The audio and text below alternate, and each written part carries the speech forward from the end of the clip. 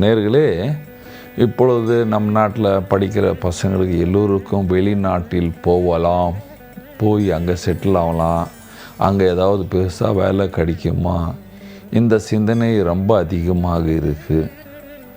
சுயநாட்டில் சுய தொழில் செய்கிறதுக்கு தைரியம் இல்லாமல் ஓடிடலாமான்னு பார்க்குறாங்க. போங்க, நல்லா போங்க, நல்லா சம்பாதிங்க, தைரியமாக இருங்கன்னு சொல்லுவேன்.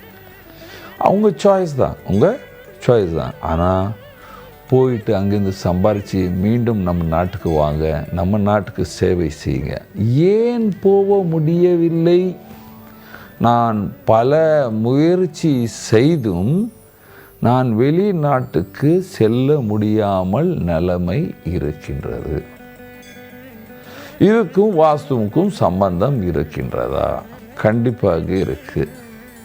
பாருங்க, லக்னாதிபதி ஸ்திர லக்னமாக இருந்து, ஜோசியம் சொல்கிறேன், அது வாஸ்து ரிலேட் பண்ணிவிட்டு உங்களுக்கு சொல்கிறேன். ஸ்திர லக்னமாக இருந்து ஸ்திரமாக இருந்தால் அவர்கள் இருக்கின்ற இடத்தில், இருக்கின்ற நாட்டில், இருக்கின்ற கிராமத்தில் பேர் புகழுடன் சந்தோஷமாக இருப்பார்கள். அதுக்கப்புறம் இருக்கின்ற எல்லா லக்னம், சர லக்னம், உபய லக்னம், எல்லா லக்னத்தில் ஒரு விஷயம் இருக்குங்க. அந்த லக்னாதிபதி எப்படி இருக்கார், யார் எந்த கிரகம் பார்க்கறதுக்கு அப்புறம் 12ஆம் பாவமும் 9வது பாவமும் ராகு போய் பார்த்தா சொல்லிடலாம் இவர் வெளிநாட்டுக்கு போவாரா போக மாட்டாரா அப்படின்னு.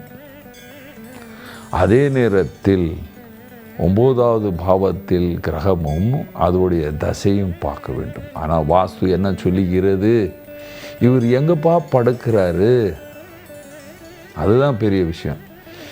அப்பொழுது ஸ்திரமான சொன்னவங்கெல்லாம் என்ன பண்ணுவாங்க, அப்பா அம்மா கூட தென்மேற்கில் போய் படுக்கிறாங்க. எங்கே? சவுத் வெஸ்டில் போய் படுக்கிறாங்க. சவுத் வெஸ்டில் போய் படுத்தா வெளிநாட்டு வாய்ப்பே வராது, வெளிநாட்டு வாய்ப்பே வராது. தெற்கு மத்திய பகுதியில் படுத்தாலும் வெளிநாட்டு வாய்ப்பு வராது. எங்கே தான் ஏன் படுத்தா போகலாம்? இதுக்கு 2-3 பேசிக் காரணத்தை சொல்கிறேன், அதை பாருங்கள். வீட்டுக்கு வடகிழக்கில் சமையல் அறை இருந்தால் you will not get any kind of growth in your children.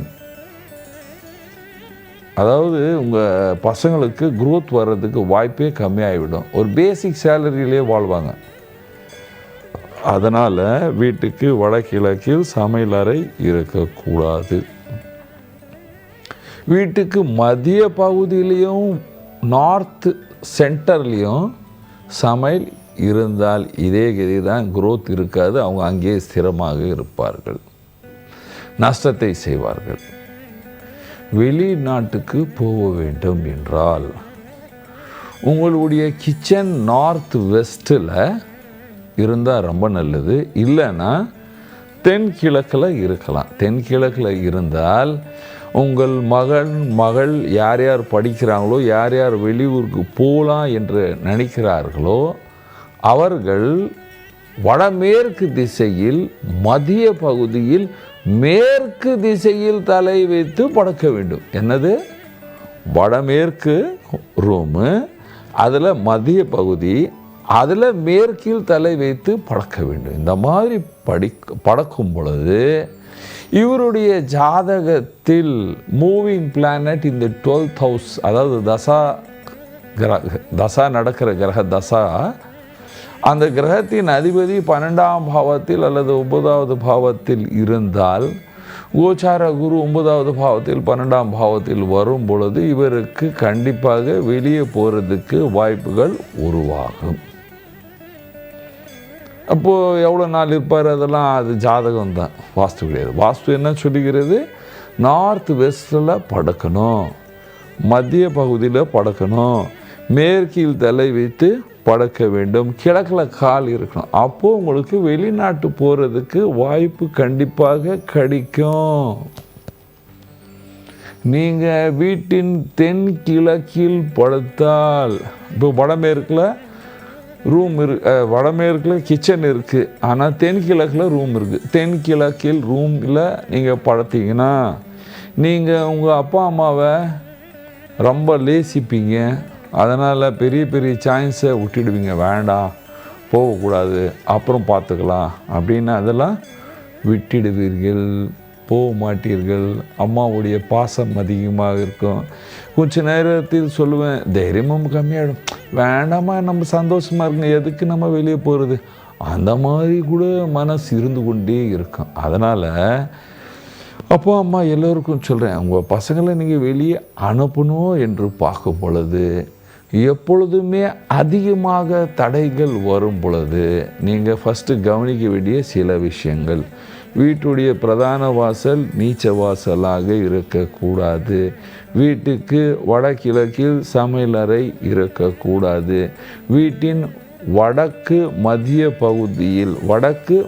பகுதியில் ஸ்டோரேஜ் இருக்கக்கூடாது. உங்கள் மகன் தென்மேற்கு சவுத் வெஸ்ட்லேயும் தென்கிழக்குலேயும் பழக்கக்கூடாது. இதெல்லாம் நீக்கிட்டு அவங்கள மேற்கு திசையில் தலை வைத்து படுத்தால் கண்டிப்பாக வெளிநாட்டில் போகிறதுல என்னென்ன தடைகள் இருக்கின்றதோ எல்லாமே நீங்கி அவர்கள் நல்ல நாட்டுக்கு போய் சுப யாத்திரையாக நடந்து சந்தோஷமாக வாழ்வார்கள். நன்றி, வணக்கம்.